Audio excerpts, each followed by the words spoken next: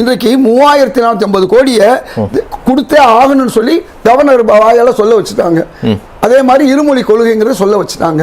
அதே மாதிரி நம்முடைய கர்நாடக அரசு செஞ்சாலும் அதை எதிர்ப்போம்னு சொல்லிட்டாங்க.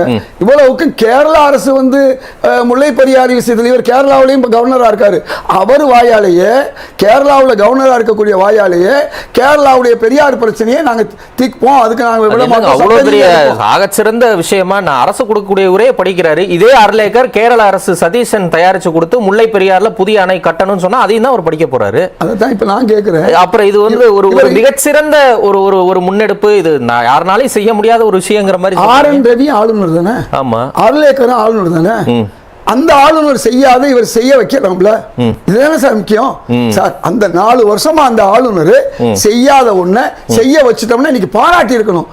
அதாவது திமுக உள்பட அத்தனை கட்சிகளும் பரவாயில்ல, எங்க காலத்தில் நடக்கிறது நடக்காது, சங்க காலத்திலே நடக்க முடியாதுன்னு சொன்னது உங்க காலத்தில் நடக்குதுன்னு சொல்லி பாராட்டி இருக்கணும் சார்.